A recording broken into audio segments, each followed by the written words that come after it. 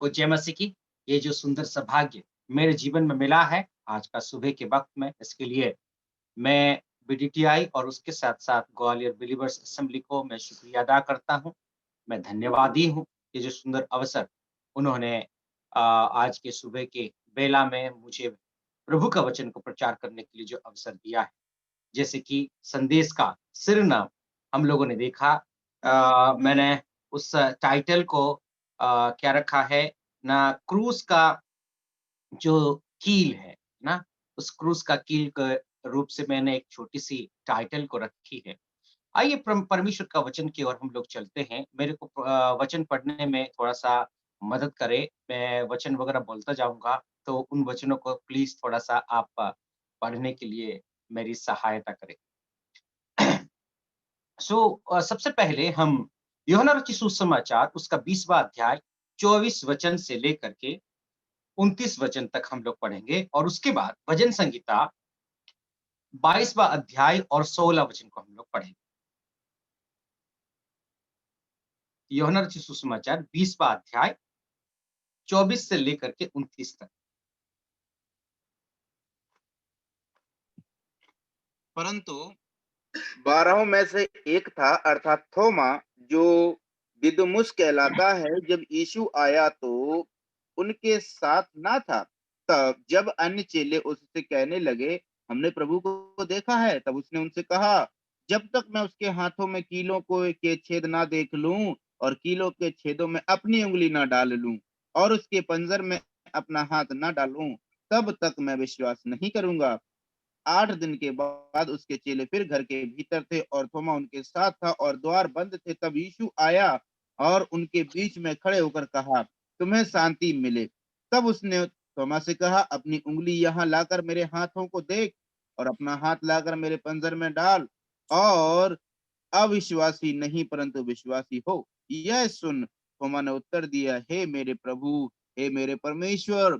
यीशु ने उससे कहा, तूने मुझे देखा है, क्या इसलिए विश्वास किया है? धन्य है वे जिन्होंने बिना देखे विश्वास किया। और भजन संहिता सर कितना था? 22 का 16 वचन।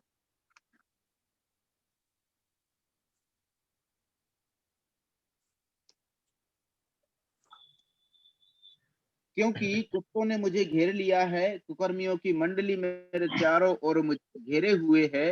वे मेरे हाथ और मेरे पैर छेदते हैं। प्रभु की इस वचन पढ़े जाने से प्रभु हम सबको आशीष करें। देखिए, यहाँ पर एक बहुत महत्वपूर्ण घटना को हम लोग देखते हैं। वो घटना क्या है? प्रभु यीशु मसीह का पुनरुत्थान होता है। पुनरुत्थान होने के बाद क्या है? सब लोग कह रहे हैं कि प्रभु यीशु मसीह पुनरुत्थित हो चुके हैं। हमारा प्रभु यीशु मसीह जिंदा है, जीवित है। इस बात को जब थोमा ने, जो 12 चेलों में से एक जो चेला था, थोमा, उन्होंने जब इस बात को सुना, तो उनकी यकीन नहीं हो रही। कौन-सी बात पर? किस बात पर यकीन नहीं हो रही थी? इस बात पर कि प्रभु यीशु मसीह जीवित हो चुके हैं। क्या कहने लगा? कि तोमा ने देखा था प्रभु यीशु मसीह जब क्रूसार्पण हो रहे थे, उस वक़्त उन्होंने देखा था कि प्रभु यीशु मसीह को कीलों से छेदा गया। हाथों और पैरों में कीलों से छेदा गया है, इस बात का वो गवाह है। पुराना नियम का वचन जो है उसको याद आ रहा है कि प्रभु यीशु मसीह को कील से छेदा जाए। मेरे प्यारो, अब देखिए थोमा का विश्वास को क्या कहने लगे हैं वो ये कह रहे हैं, जब तक मैं उनका कील का निशान को नहीं देख लूं, तब तक मैं यकीन नहीं करूंगा, तब तक मैं विश्वास नहीं करूंगा। मैं कुछ विषय को थोमा के बारे में मैं बाद में आऊंगा चर्चे में, लेकिन सबसे पहले कील के विषय में हम लोग थोड़ी देर चर्चा कर लेते हैं। बाइबल में कम से कम 9 बार कील के विषय में बताया गया है। कील के विषय में 9 बार बताया गया है और क्या देख सकते हैं हम लोग ना? प्रभु का वचन में कील के विषय में तो बताया गया, लेकिन सबसे महत्वपूर्ण बात यह है कि प्रभु यीशु मसीह जो व्यक्ति था व व्यक्ति थे, उनको कील से छेदा जाना, ये सबसे बड़ी महत्वपूर्ण विषय है। उस जमाने का कील और आज के कील में बहुत अंतर है। उस जमाने के कील जो है कैसा था और वर्तमान का कील कैसा है। अभी का कील हम लोग देखेंगे तो पूरा उसका कैसा है ना, पूरा प्लेन है ना? उसमें कोई दड़दड़ापन नहीं है, उसमें कोई रफनेस नहीं है। एक बार यदि कोई लकड़ी की में छेद दो तो क्या हो जाएगा, तुरंत वो आसानी से निकाल करके जाए। लेकिन पुराने जमाने का कील वगैरह के विषय में आप पढ़ेंगे तो आपको ये समझ में आएगा कि उस जमाने का कील जो है बहुत रफ था, इतना प्लेन नहीं थे। आप यदि 100 साल या 150 साल पहले की बात यदि आप उसमें जाएंगे तो उसमें क्या दिखेगा कि जो पुराने जमाने का दरवाजा वगैरह में जो है मोटा मोटा कील जो है ठोका जाता था, ये साइज का कील होते थे, पूरा रफनेस है। मेरे प्यारो, वो जो कील है बहुत ही रफ और बहुत मोटा था। और प्रभु यीशु मसीह को जब टांगा गया तो 3 कीलों में टांगा गया है। एक व्यक्ति को 3 कील में लटकाना आसान नहीं। तो कैसा कील होना चाहिए? छोटे छोटे यदि कील होगा तो उसको पकड़ नहीं पाएगा। एक व्यक्ति स्ट्रेटली ऐसा होकर के यदि ओके ऊपर यदि वो टांगा हुआ है तो उस व्यक्ति को 3 कील में लटकाना आसान नहीं है मेरे प्यार। बहुत ही कठिन का विषय है 3 कील में एक व्यक्ति को लटकाना। क्यों? छोटे कील होगा तो इस पार से उस पार निकल करके वो आ जाएगा। क्या होगा ना, वो पकड़ नहीं बनेगी। वो इस तरफ से उस तरफ पूरा ये जो है सॉफ्ट है, नरम है। तो क्या होगा, निकल करके बाहर निकल करके आ जाएगा मेरे प्यार। ऐसे परिस्थिति में प्रभु यीशु मसीह को जो कील ठोका गया होगा, आप सोच करके देखिए कि कितना मोटा कील और कितना रफ वाला कील प्रभु यीशु मसीह को छेदा नहीं गया। मेरे प्यारो, जब उस क्रूस का कील के विषय में हम चर्चा करते हैं तो वो 3 कील बहुत महत्वपूर्ण है मेरे प्यारो। वो 3 कील क्या किया है ना, बहुत सारे द्वार को, बहुत सारे चीजों को बंद कर दिया है। और उतना ही नहीं, उनको ये लग रहा था कि प्रभु यीशु मसीह को उन्होंने कील से छेद करके उनकी हत्या कर दी, लेकिन नहीं, उन्होंने बहुत सारे विषय को कील से टांग दिया। कैसा, क्या क्या टांगा? उस विषय के ऊपर मैं आप लोगों को कुछ बताना चाहता हूं। उस क्रीस का जो स्क्रूस का कील जो है, परमेश्वर का विश्वस्तता को उन्होंने टांग दिया। परमेश्वर विश्वास योग्य है, इस बात को उन्होंने नकारा। उन्होंने टांग दिया कि परमेश्वर अविश्वस्त है। एक तरफ देखा जाए तो परमेश्वर विश्वस्त है, एक एक वचन का, एक एक भविष्यवाणी का वो पूरा करते हुए जा रहा था। कितना सौ साल पहले प्रभु यीशु मसीह के भविष्यवाणी की गई थी, कम से कम 4000 साल बाद, उससे 4000 साल करीबन उससे पहले जो है प्रभु यीशु मसीह की आगमन के बारे में, आगमन के विषय में भविष्यवाणी किया गया था। लेकिन उन्होंने क्या किया ना, परमेश्वर के ऊपर उनको विश्वास करना चाहिए था, उनका भरोसा करना चाहिए था। लेकिन भरोसा ना करके उन्होंने क्या किया ना, प्रभु यीशु मसीह को क्रूस पर उन्होंने टांग दिया। उस जो विश्वास योग्य परमेश्वर है, उस योग्य विश्वास योग्य परमेश्वर की बातों को उन्होंने नकार करके उन्होंने प्रभु यीशु मसीह को क्रूसार्पण कर दिया मेरे प्यारों। उन 3 किलो में उन्होंने टांग दिया। अभी क्या हुआ? न थोमा इतना दिन रहने के बाद क्या है, न प्रभु यीशु मसीह को पानी पर चलते हुए दिखाया है, मुर्दों को जिला करके दिखाया है, 4 दिन का लाजार को जो है प्रभु यीशु मसीह जिला करके दिखाया है। ये सब कुछ गवाही के देने के बावजूद, उसमें खड़े होने के बावजूद, जाइरस का लड़की को उठाते हुए देखने के बावजूद, विधवा का जो बेटा था, उस विधवा का बेटा को पुनरुत्थान करते हुए जो लाश को लेकर के जा रहे थे, ऐसे वक्त में प्रभु यीशु मसीह रुकवा करके उसको उठाया। ऐसे परिस्थितियों को ऐसे जो आश्चर्य कर्म थे, उन आश्चर्य कर्म को देखने के बावजूद अभी व्यक्ति कह रहे हैं कि जब तक मैं प्रभु यीशु मसीह का कीले छेदे हुए हाथ को छू ना लूं, पैरों को देख ना लूं, छाती में जो भाला भोंका गया था उसको मैं छू करके देख ना लूं, तब तक मैं प्रभु यीशु मसीह को विश्वास नहीं करता।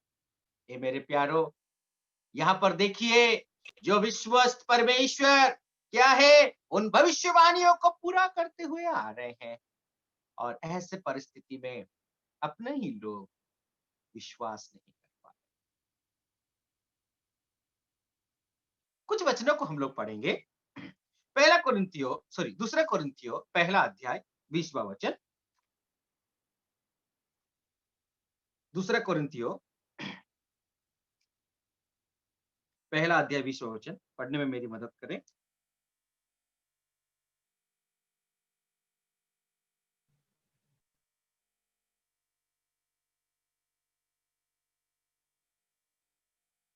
गबर भाई,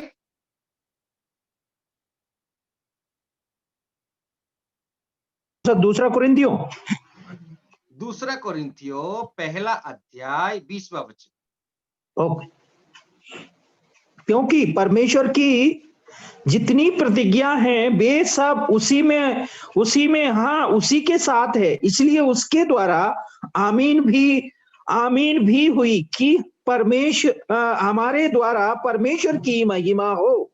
मेरे प्यारो, हम देखते हैं कि परमेश्वर की जितनी प्रतिज्ञाएं हैं, क्या है ना, वे सब उसी में ही हाँ के साथ है।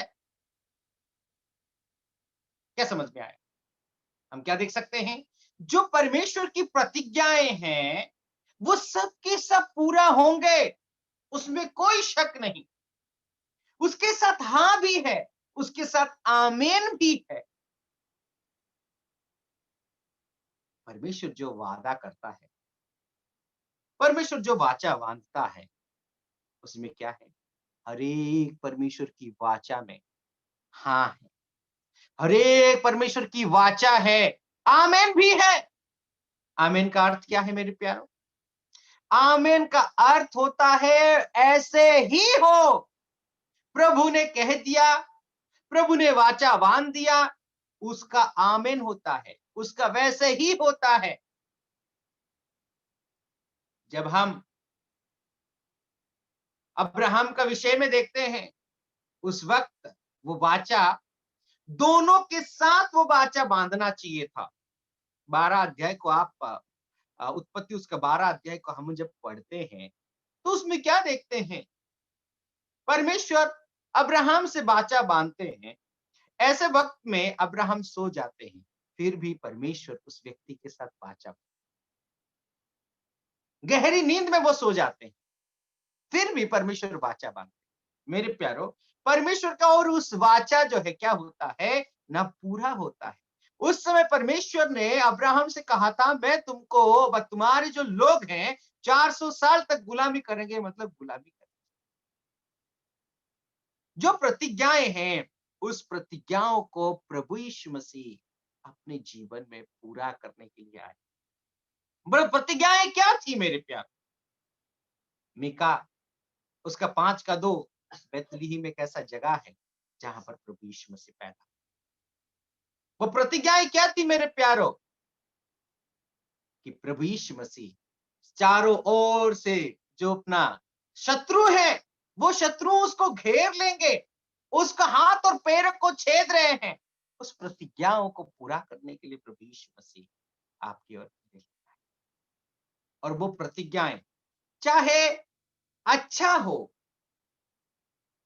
या थोड़ा सा कड़वा भी हो, प्रभु तो उन वाचाओं को पूरा करके ही रहेगा।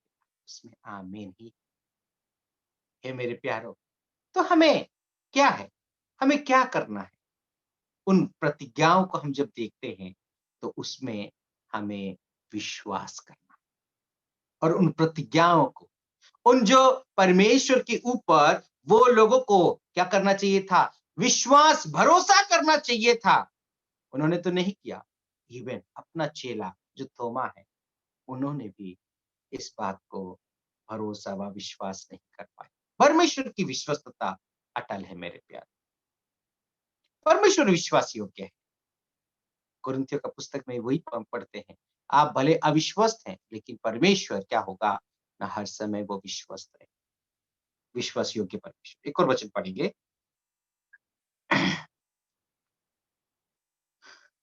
इफिसियों उसका 3:20।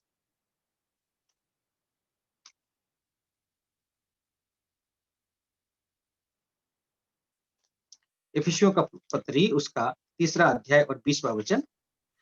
ओके, 3:20। अब जो ऐसे सामर्थ्य है कि हमारी विनती और समझ से कहीं अधिक काम कर सकता है, उस सामर्थ्य के अनुसार जो हम में कार्य करता है, कलीसिया में और मसीह यीशु में उसकी महिमा पीढ़ी से पीढ़ी तक युगान युग होती रहे। आमीन। अभी देखिए, अब तो ऐसा सामर्थ्य है। कौन है ना? अब जो ऐसा सामर्थ्य है कि हमारी विनती और समझ से कहीं अधिक काम कर सकता है, और वो सामर्थ्य के अनुसार जो हम में कार्य करता है, क्या है ना, प्रभु यीशु मसीह को उसको महिमा मिलती रहे। वो सामर्थ्य परमेश्वर है। कैसा है वो परमेश्वर? सामर्थ्य परमेश्वर है। वो जो 5 रोटी और 2 मछलियों को 5,000 लोगों को खिला सकता है, वो परमेश्वर सामर्थ्य। वो आंधी और तूफान को थाम करके देख सकता है, वो परमेश्वर सामर्थ्य है। और उस सामर्थ्य परमेश्वर का सामर्थ्य को देखते हुए भी अविश्वास कर, कील का छेद को देख करके ही मैं विश्वास करूंगा। कभी कभार ऐसे ही हमारे जीवन में होता है। उस कील का निशान को देख करके ही मैं यकीन करूंगा, विश्वास करूंगा। मेरे प्यारों, हमें वो परमेश्वर जो है विश्वास योग्य है। अपना हर एक योजना को, अपना हर एक भविष्यवाणी को वो पूरा करने के लिए। और उसके साथ साथ हम लोग देखते हैं यहाँ पर कि वो परमेश्वर सामर्थी है। सामर्थ्यवान परमेश्वर को उसको भरोसा करना चाहिए था, लेकिन वो उसने भरोसा नहीं किया। ये मेरे प्यारों, आज आपका और मेरा विश्वास, आपका और मेरा भरोसा क्या उस विश्वास योग्य परमेश्वर के ऊपर है क्या? ये सवाल आपको और मुझे पूछना है कि हम भी जब तक नहीं होता है तब तक मैं यकीन नहीं करूंगा। जब तक नहीं होता, जब तक नहीं मिलता है तब तक मैं विश्वास नहीं करूंगा। जब तक मैं देख ना लूं तब तक मैं विश्वास नहीं करूंगा। नहीं, ऐसा नहीं। हमारा भरोसा, हमारा विश्वास अटूट होना चाहिए। डाउटफुल में कभी नहीं रहना चाहिए। आगे और कुछ बातों को मैं आप लोगों के साथ चर्चा करूंगा। दूसरा पॉइंट की ओर हम लोग चलते हैं। तो उन्होंने जब क्रूस पर प्रभु यीशु मसीह को उन्होंने चढ़ाया तो क्या किया ना, जो यहूदा लोगों का जो द्वार था उन्होंने खुद बंद कर दिया। प्रभु यीशु मसीह जब क्रूस पर उन्होंने 3 कील में टांग दिया, उस परिस्थिति में उन्होंने यहूदा लोगों को जो उनके धर्म और कर्मों के अनुसार परमेश्वर के करीब आने का जो अवसर था, उस अवसर को उन्होंने, उस द्वार को उन्होंने कील ठोक करके खुद ही बंद कर दिया। कैसा कैसे बंद कर दिया उन्होंने? कील तो ठोक दिया प्रभु यीशु मसीह को उस क्रूस पर, लेकिन सबसे बड़ा काम उन्होंने किया है वो क्या है ना, उनका जो आने का तरीका था, मंदिर में प्रवेश करके परमेश्वर के पास जाने का जो तरीका थी, सब कुछ उन्होंने बंद कर दिया। व्यवस्था के अनुसार परमेश्वर के पास में आने का जो अवसर था, उन्होंने उसको कील ठोक करके बंद कर दी। एक तरफ प्रभु यीशु मसीह को कील तो ठोक रहे थे, दूसरे तरफ अपने ऊपर ही जो रास्ता थी, उस रास्ता का द्वार को वे बंद कर रहे थे और खुद एक दूसरा रास्ता खोलता जा रहा है। मेरे प्यारो, यहां पर हम लोग देखते हैं क्या है ना, एक कुछ वचनों को हम लोग पढ़ लेते हैं। कोलोसियों का पत्र उसका 2 अध्याय और 14 वचन। कोलोसियों का पत्र उसका 2 अध्याय 14 वचन।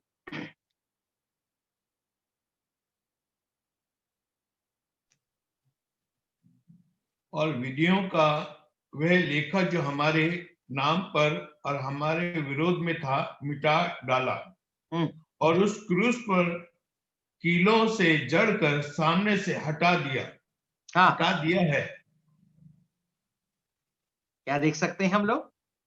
Having cancelled out the certificate of debt, okay, मैं 3 का 14 पढ़ रहा हूँ कि हाँ, 2 का 14, okay, debt consisting of decrees against us, while the which was hostile to us, and he has taken out the way, having nailed it to the cross.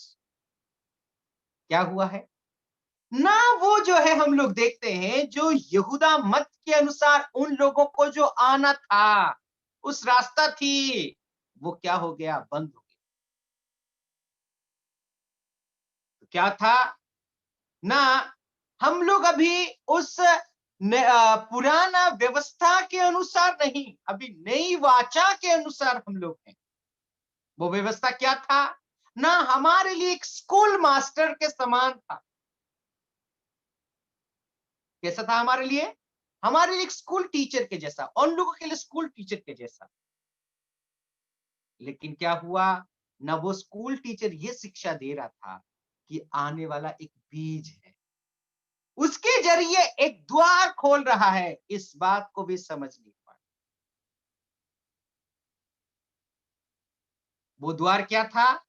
मैं ही मार्ग, मैं ही सच्चाई, मैं ही जीवन हूं, मेरे बिना कोई पिता परमेश्वर के पास नहीं पहुंच सकता। एक तरफ यहूदा मत का द्वार को उन्होंने बंद कर दिया। उन्होंने क्या करना था ना, भेड़ बकरी के साथ जो है उनको मंदिर में प्रवेश करना था, उनको बलि चढ़ानी थी, लेकिन सब कुछ बंद कर दिया। अभी दूसरा द्वार है, अनुग्रह का सिंहासन है। उस क्रूस के चरणों में जाकर के अभी आराधना करने का वक्त है मेरे प्यार। और प्रभु ने एक द्वार को, नया द्वार को खोला।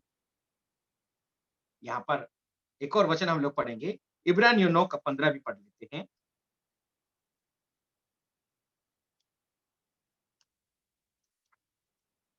इब्रानी 9वां अध्याय और 15 वचन।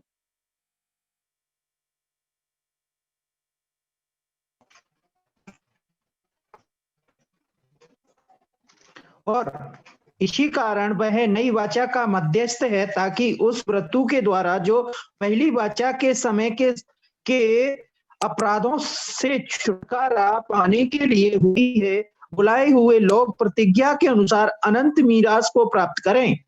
मेरे प्यारो, यहाँ पर हम लोग देखते हैं कि प्रभु यीशु मसीह जो है क्या हो गए ना, मध्यस्थता का उन्होंने काम किया। कैसा? ताकि उस मृत्यु के द्वारा जो पहली वाचा के समय अपराधों से छुटकारा पाने के लिए हुई है, बुलाए हुए लोग प्रतिज्ञा के अनुसार अनंत विनाश को प्राप्त कर सकें।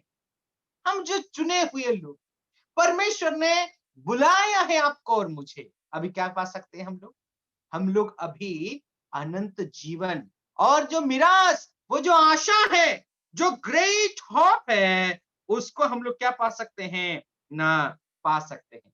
जो इटर्नल इनहेरिटेंस को हम लोग प्राप्त कर सकते हैं।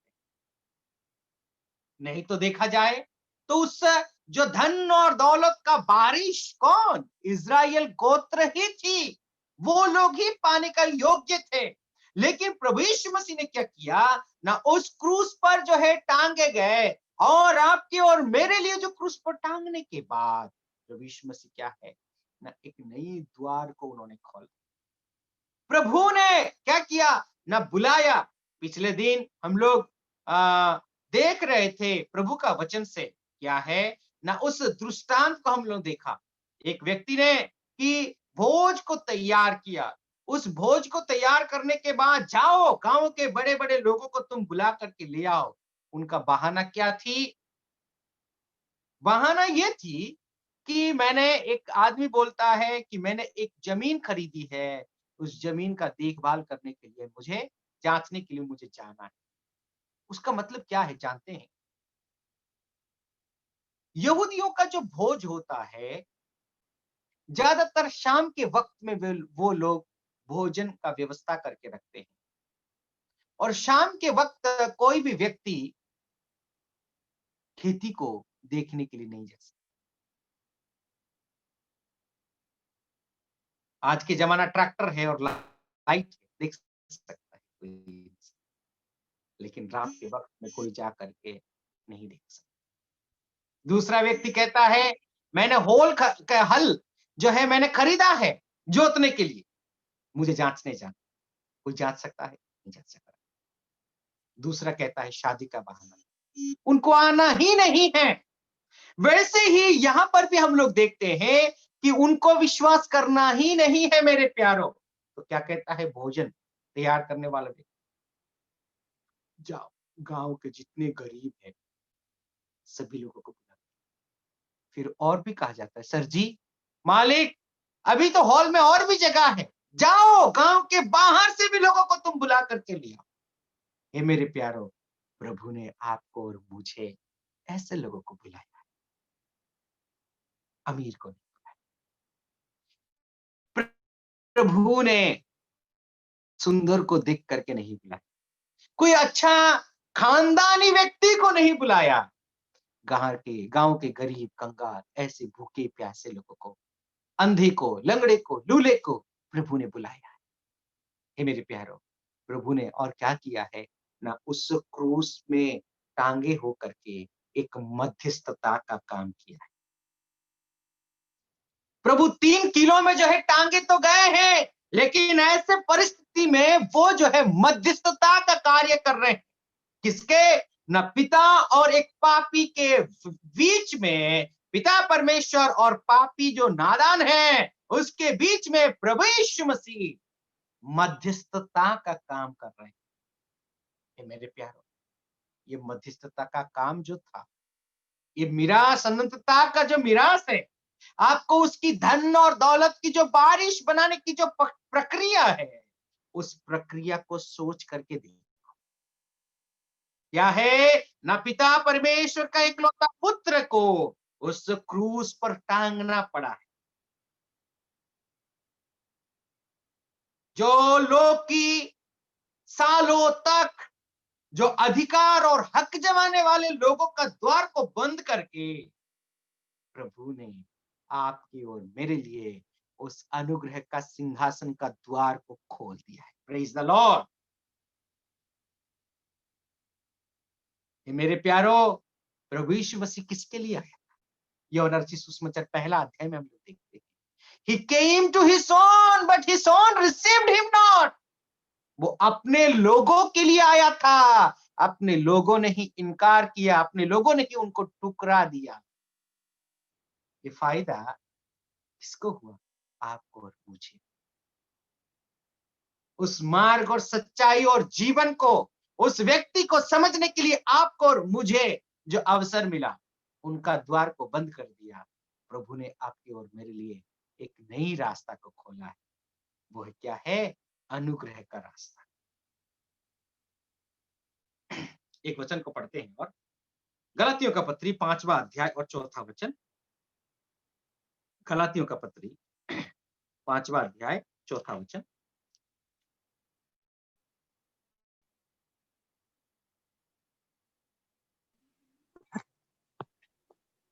तुम जो व्यवस्था के द्वारा धर्मी ठहराना चाहते हो, मसीह से अलग और अनुग्रह से गिर गए हो। क्या हो गए वे लोग? व्यवस्था के अनुसार परमेश्वर के सामने वो धर्मी बनना चाहते थे, लेकिन देख के देखिए, परमेश्वर की जो अनुग्रह है, उस अनुग्रह से वे लोग गिर गए। और ये फायदा प्रभु ने आपको मुझे मेरे लिए दिया। प्रभु ने उस अनुग्रह का द्वार को, उस सिंहासन का द्वार को खोल दिया।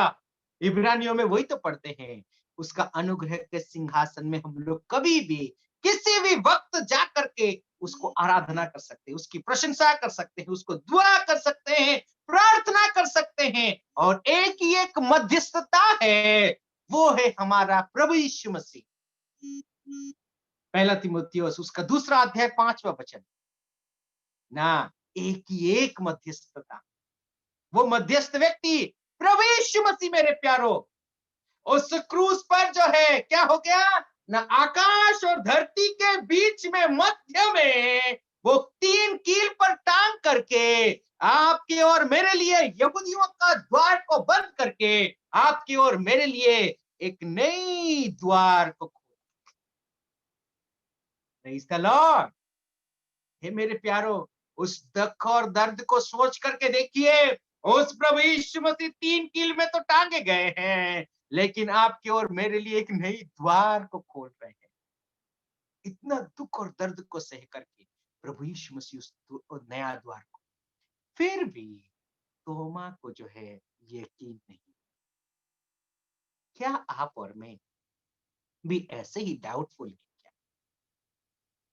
परमेश्वर का विश्वस्तता, उस प्रतिज्ञा को प्रभु यीशु मसीह पूरा करने के लिए संसार में आए, लेकिन उनकी प्रतिज्ञा और वाचा जो है ऑलवेज आमीन है। मेरे प्यारो, ऐसे ही होता है। आप यदि परमेश्वर से वादा करके आपकी वादा भूल जाएंगे, प्रभु अपनी प्रतिज्ञा और वाचाओं को कभी नहीं भूलता।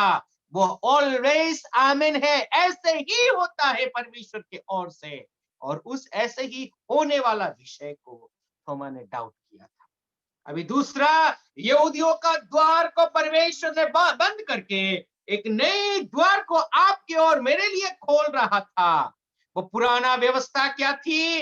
न एक स्कूल मास्टर के समान थी। आने वाला जो पीढ़ी के लिए, आने वाला जो समय के लिए प्रभु यीशु मसीह आकर के नए द्वार को खोलेगा। और इस द्वार को उन्होंने पहचान नहीं पा करके प्रभु यीशु मसीह को कील में टांग दिया।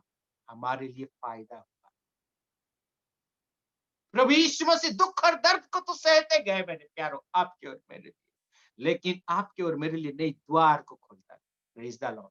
हे मेरे प्यारो, वो लोग क्या है ना, व्यवस्था के अनुसार वो लोग प्रभु के पास आना चाहते थे। प्रभु ने नई मार्ग को खोला, वो है अनुग्रह का मार्ग। अनुग्रह का मतलब क्या है? अनुग्रह का मतलब आपको कोई काम करने की आवश्यकता नहीं है। आपके लिए और कोई व्यक्ति काम करके आपके ऊपर रहम किया जाता है, आपके ऊपर दया किया जाता है। जिस दया जो चीज पाने के आप लायक ही नहीं है, उस के जो लायकता व लियाकत नहीं है, ऐसे परिस्थिति में प्रभु अपनी दया अपने बच्चों के ऊपर करता है। और वो दया आपके ऊपर मेरे ऊपर कर करके प्रभु यीशु मसीह उस मार्ग को खोला है। प्रभु यीशु मसीह कहता है, मैं ही मार्ग, सत्य और जीवन हूं, मेरे बिना कोई स्वर्ग को नहीं जा सकता, वह पिता के पास वो पहुंच नहीं सकता। मेरे प्यारे, प्रेरितों के काम में भी हम लोग देखते हैं कि और कोई दूसरा रास्ता नहीं है उद्धार पाने के लिए। आकाश के धरती के ऊपर और आकाश के नीचे और कोई दूसरा नाम नहीं दिया गया है जिसके जरिए मनुष्य की उद्धार हो सके। एक ही एक नाम। कौन सी नाम? वो प्रभु यीशु क्रूस पर चढ़ाए हुए व्यक्ति का नाम। उसी के जरिए ही उद्धार है मेरे प्यारे। और उस उद्धार आपको और मेरे को प्रभु, एक ही एक नाम। वो व्यवस्था में क्या लिखा था? तुम होम बलि लाओ, मेल बलि लाओ, पाप बलि लाओ, ये फल लाओ, वो फल लाओ। प्रभु व्यवस्था को पूरा संपूर्ण रीति से उस द्वार को बंद कर, अनुग्रह का द्वार को प्रभु ने खोला है। कोई भी व्यक्ति किसी भी समय पर उस प्रभु के पास आकर के उसकी वंदना, उसकी पूजा कर सके, उसके पास जाकर के कुछ भी मांग सके, अपनी पाप की क्षमा के लिए वो दुआ और अर्चना कर सके। मेरे प्यार, उस 3 कील में टांग करके प्रभु यीशु मसीह ने एक नई पुलिया को, नई ब्रिज को प्रभु यीशु मसीह ने बनाया। वो प्रभु यीशु मसीह मध्यस्थ हो गए। अनुग्रह का द्वार को प्रभु यीशु मसीह ने खोल। आज आपके और मेरे बीच में ऐसा कोई दुविधा है क्या उस प्रभु के पास आने के लिए? कोई भी व्यक्ति यदि आज इस बात को सुन रहा है, तो कोई यदि सच्चा प्रभु यीशु मसीह को विश्वास नहीं किया है, आज आपके और मेरे लिए एक अवसर है। प्रभु यीशु मसीह मध्यस्थ, आपके और मेरे बीच में वो प्रभु कार्य करेगा। क्या करेगा? कि वो प्रभु पिता परमेश्वर के साथ आपका रिश्ता बना, आपकी पापों को वो क्षमा करेगा, आपको अनुग्रह देगा, आपको आशीष करेगा। सबसे बड़ा उद्धार प्रभु जो है आपको मुफ्त में देगा। मेरे प्यार, उस सच्चा परमेश्वर को, प्रभु यीशु मसीह को यकीन कर, विश्वास कर। थोमा के जैसा छू करके ही मैं विश्वास करूंगा, इस बात से दूर रहा। अनुग्रह का सिंहासन को बोला, इस तरफ यहूदियों का मत का जो दरवाजा, जो व्यवस्था का दरवाजा को प्रभु ने बंद कर दिया है कुछ समय, और प्रभु ने नई द्वार को खोला है, वो है अनुग्रह का द्वार। मेरे प्यारों, आज प्रभु हमें इन वचनों के जरिए प्रभु आपको और मुझे प्रोत्साहन। आगे एक और पॉइंट की ओर हम लोग चलते हैं और प्रभु का हम लोग महिमा करेंगे। जब उन्होंने क्रूस पर प्रभु यीशु मसीह को चढ़ाया, क्या होता है? और एक बात को और देखते हैं। यूहन्ना रचित सुसमाचार उसका 10वां अध्याय पहला वचन में हम लोग देखेंगे। ओके, पढ़ो उस बात को। यूहन्ना 10वां अध्याय और पहला वचन।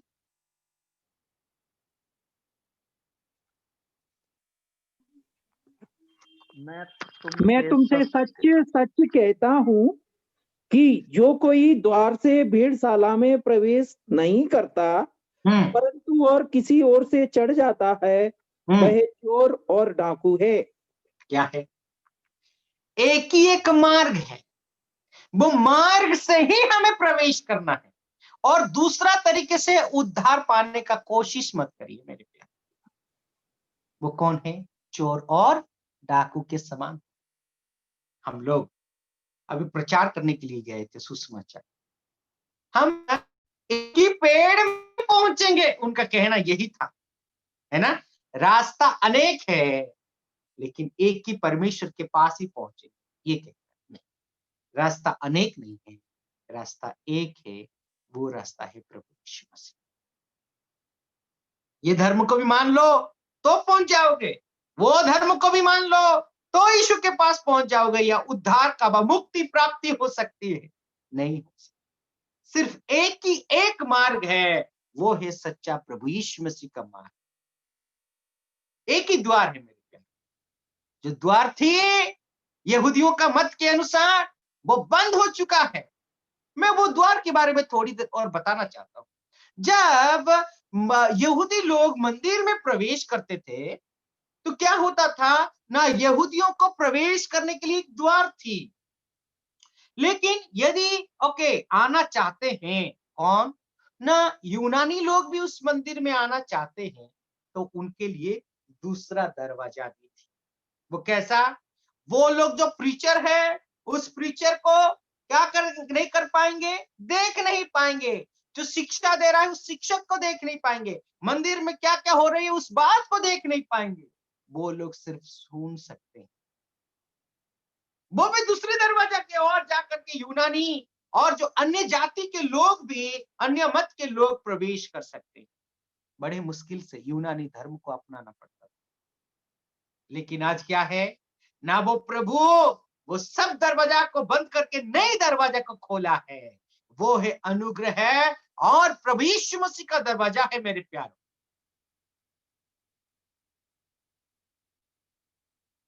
उस द्वार के पास जा। प्रभु यीशु मसीह, आई एम द डोर। प्रभु कहता है मैं ही वो द्वार हूं। I am the way, the truth and the life. मैं ही वो द्वार हूं, वो ही मैं ही वो मार्ग हूं। प्रभु यीशु मसीह कहता है सब दरवाजे बंद हो चुके हैं, प्रभु एक नया दरवाजा को खोला। क्या उस द्वार में हम आना चाहते हैं? यदि आए हैं तो क्या उस प्रभु को हम डाउट करते हैं? और दूसरा मार्ग नहीं, एक ही एक मार्ग है, वो प्रभु यीशु मसीह। उन्होंने जब क्रूसार्पण किया, पहली बात हम लोगों ने देखा उस विश्वास योग्य परमेश्वर को, उनकी बातों को नकार करके प्रभु यीशु मसीह को क्रूसार्पण किया और जो है 3 किलो से टांग दिया। जब उन्होंने 3 किलो से टांग दिया, अपना ही द्वार को उन्होंने बंद कर दिया। कील में तो टांग रहे थे प्रभु यीशु मसीह को, लेकिन क्या कर रहे थे दूसरी तरफ, अपना ही द्वार को वे कील ठोक करके वे बंद कर, अपना व्यवस्था का जो द्वार था उस द्वार को ही उन्होंने कील ठोक करके प्रभु यीशु मसीह को 3 कील में ठोक दिया, लेकिन उन्होंने अपना ही द्वार को बंद कर दिया। तीसरा, परमेश्वर का प्रेम को उन्होंने कील ठोक दिया। परमेश्वर का प्रेम को उन्होंने कील ठोक दिया, उन्होंने टांग करके दिखा दिया कि देखो परमेश्वर का वचन क्या कहता है। परमेश्वर ने जगत से ऐसा प्रेम रखा कि अपना एकलौता पुत्र को दे दिया, जो कोई उसको विश्वास करता है वो नाश ना हो परंतु अनंत जीवन को पाएगा। परमेश्वर प्रेमी है। God is love. यूहन्ना सुसमाचार में हम लोग देखते हैं और यूहन्ना का पत्री में भी देखते हैं, गॉड इज लव। परमेश्वर प्रेमी है। परमेश्वर जो है अनंतता का प्रेम से प्रेम करता है। यिर्मयाह का पुस्तक में हम लोग देख सकते हैं उसका प्रेम अनंतता का प्रेम है। उस प्रेम को यदि दिखाना है प्रभु को, तो वो कैसे दिखा था? वो कैसे दिखाता ना, अपना प्रेम को दिखाने के लिए प्रभु यीशु मसीह ने अपना पिता परमेश्वर ने अपना पुत्र प्रभु यीशु मसीह को उस क्रूस पर टांग दिया और दिखा दिया। मेरे प्यारों, रोमियो का पत्री उसका 5वां अध्याय 8वां और 9वां वचन को पढ़ लेते हैं। आइए हम उस वचन को पढ़ेंगे। रोमियो का पत्री 5वां अध्याय 8वां और 9वां वचन।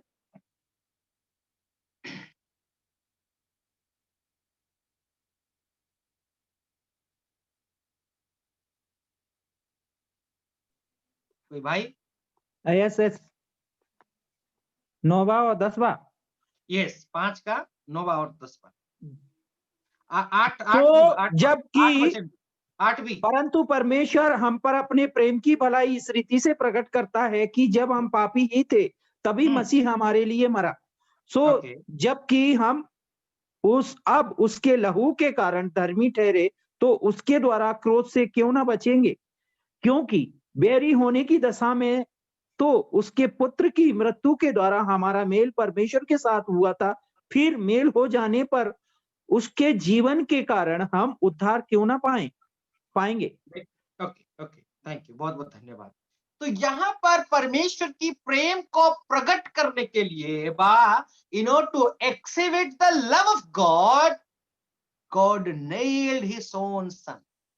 प्रभु यीशु मसीह को खुद जो है उस क्रूस पर टांग दिया मेरे प्यार। प्रभु यीशु मसीह को क्या हो गया ना, उस क्रूस पर टांग दिया, ताकि उस प्रेम को प्रभु जो है आपकी और मेरे लिए प्रकट कर सके।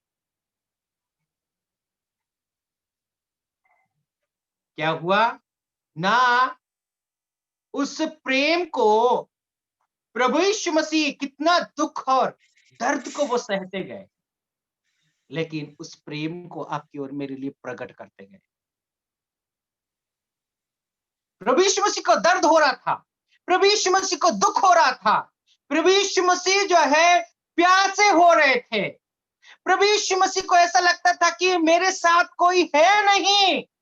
उस क्रूस पर जब टांगे हुए थे, प्रभु यीशु मसीह को अकेलापन महसूस हो रहा था मेरे प्यार।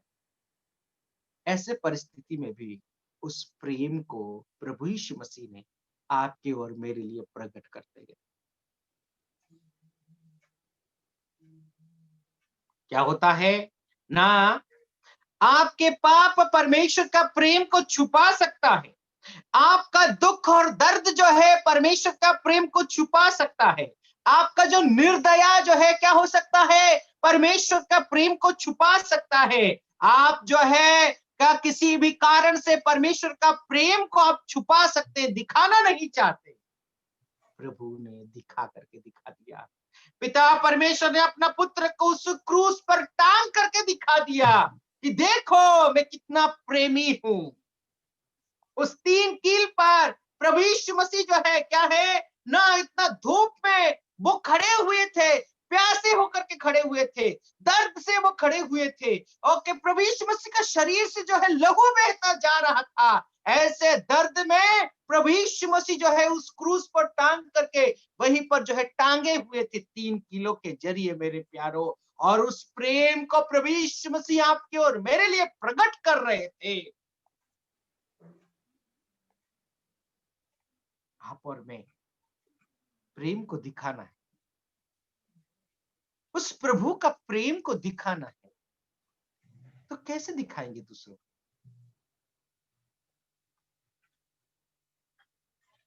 How you are going to show your love to others, my dear friends? परमेश्वर का प्रेम को किस रीति से आप जो है लोगों के सामने प्रकट करना चाहते हैं?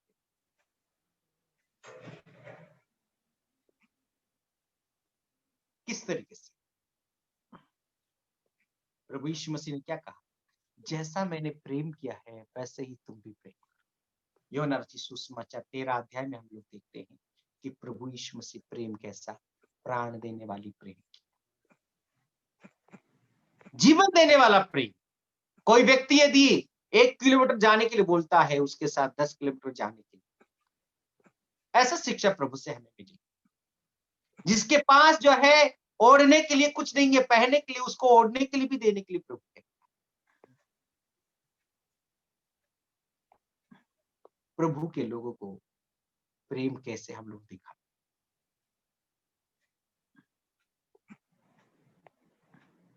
बहुत दुख होता है, उसमें मैं भी शामिल हूं मेरे प्यार।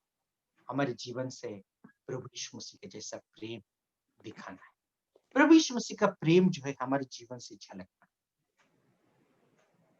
उस 3 कील पे टांग करके अपना बेटा को पिता परमेश्वर ने प्रेम में करता हूं करके उन्होंने दिखा। आज आप और मैं लोग क्या करते हैं, बहुत सारे ऐसे मसीह जगत में क्रूस को टांगे हुए, उस क्रूस क्या दिखाता है, उस प्रेम को दिखाता है। प्रभु यीशु मसीह 3 कील में टांगे हुए, वो क्या दर्शाता है, प्रभु का प्रेम को दर्शाता है। लेकिन वो प्रेम इसमें ही सीने पर ही टांग करके रखेंगे या हमारा जीवन के जरिए प्रकट करके दूसरों को दिखाएंगे।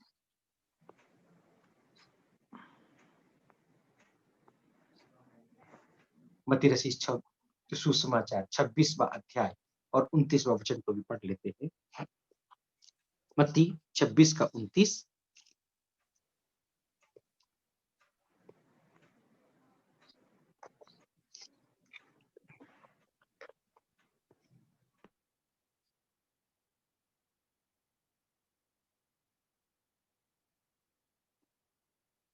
गौर भाई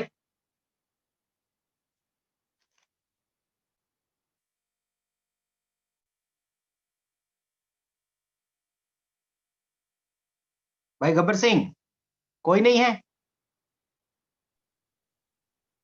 भाई 26 का 29। हेलो ब्रदर, पढ़ रहा हूँ। मैं तुमसे कहता हूं कि दाग का यह रस उस दिन तक कभी ना पीऊंगा जब तक तुम्हारे साथ अपने पिता के राज्य में नया ना पीऊं। क्या देख सकते हैं, प्रभु यीशु मसीह कहते हैं कि मरते वक्त व मरने से पहले प्रभु यीशु मसीह क्या कहते हैं? अभी मैं तुम्हारे साथ आनंद मना रहा, अभी मैं वो भोजन को खा रहा हूं, लेकिन उस दाग की मधु को व दाख को जो है मैं कभी नहीं पीऊंगा जब तक कि उस राज्य में प्रवेश न करूं। हे मेरे प्यारे, वो प्रभु यीशु मसीह का दुख और दर्द को सोच करके वो भोजन अभी नहीं करना चाहते। उस दर्द को अब सोच करके देखो, प्रभु यीशु मसीह एक मनुष्य होकर के आपके और मेरे लिए जो उस प्रेम को प्रकट किया है, ये हमारे और आपके लिए नामुमकिन जैसा लगता है, लेकिन प्रभु यीशु मसीह ने उस कप को व उस परमेश्वर का क्रोध को पी करके अपना प्रेम प्रकट किया। आप और मैं किस तरीके से उस प्रभु का प्रेम को प्रकट करना चाहते हैं? प्रभु कहता है अतिथि सत्कार।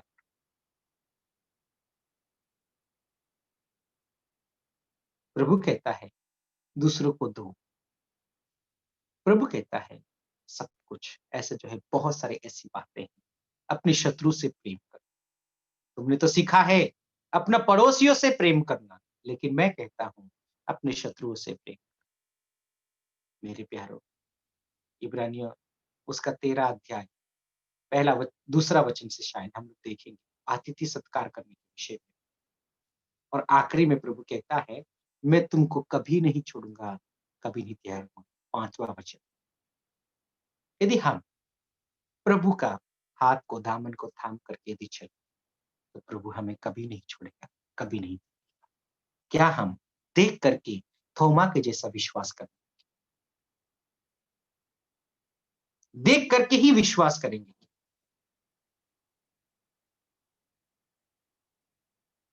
नहीं, हम ना देख करके भी विश्वास कर रहे हैं और करते रहना है। कोई हमको ऐसा करके दिखाने के बावजूद भी हम जो है उसको देख करके सीखना नहीं चाहते। परमेश्वर का प्रेम को हम चखना नहीं चाहते। हम बहुत स्वार्थी हो चुके हैं। हे मेरे प्यारो, आइए उस प्रभु का प्रेम को हमारे जीवन के जरिए इस संसार में प्रकट।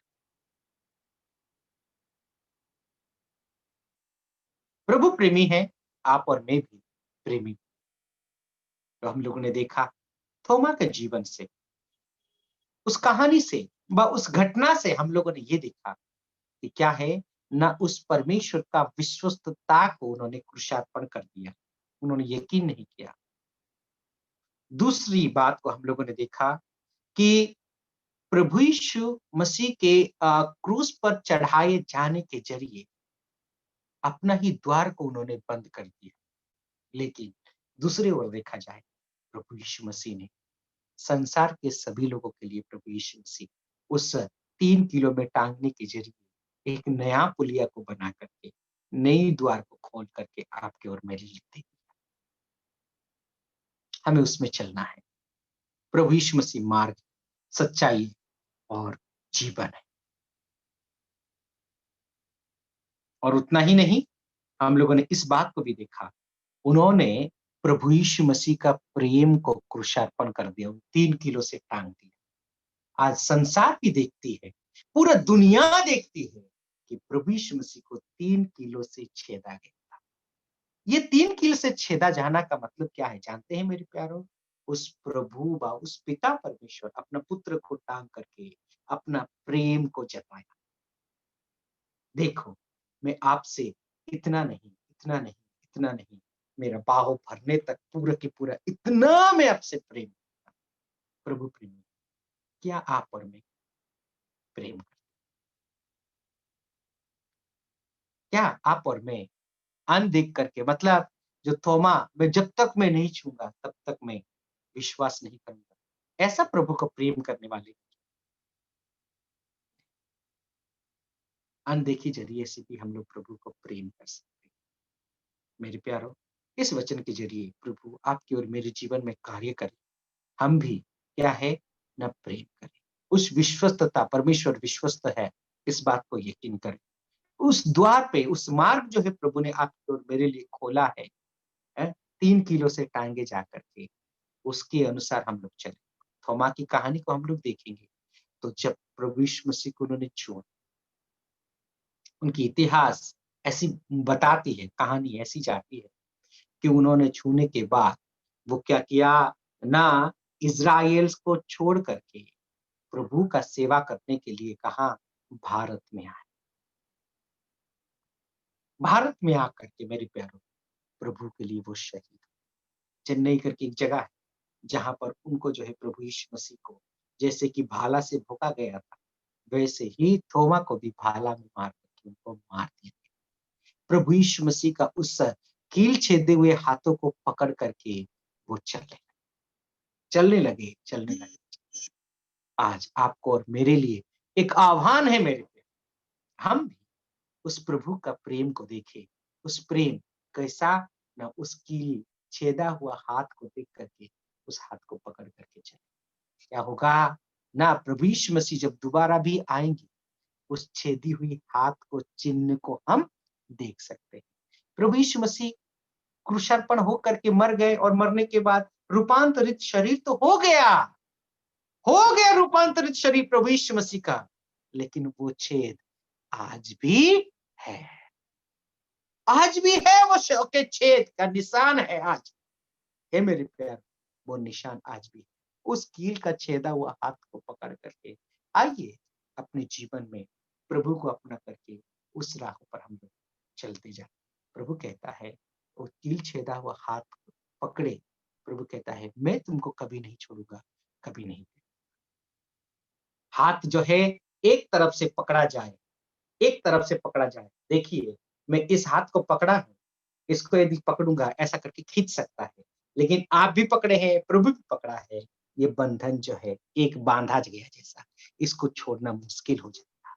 प्रभु तो कभी नहीं छोड़ूंगा, कभी नहीं त्यागूंगा करके कहता है, लेकिन क्या आप और मैं उसको पकड़ करके चलना चाहते हैं? प्रभु इस वचन के जरिए हम सबको आशीष कर देख करके विश्वास करने वाले ने अनदेखी से विश्वास करते हैं, वो ही व्यक्ति ही धन्य। इस वचन के जरिए प्रभु हम सबको आशीष करे। बीडीटीआई की ओर से जो मुझे अवसर मिला था, उसके लिए मैं तहे दिल से बीडीटीआई को और उसके साथ साथ उसमें जो संचालक है रंजीत सर और सब भाई लोगों को मैं आभारी, धन्यवादी हूँ। सभी लोगों को जय मसीह की। जय मसीह की। बहुत बहुत धन्यवाद सर। रिकॉर्डिंग स्टॉप कर दी सर, रिकॉर्डिंग।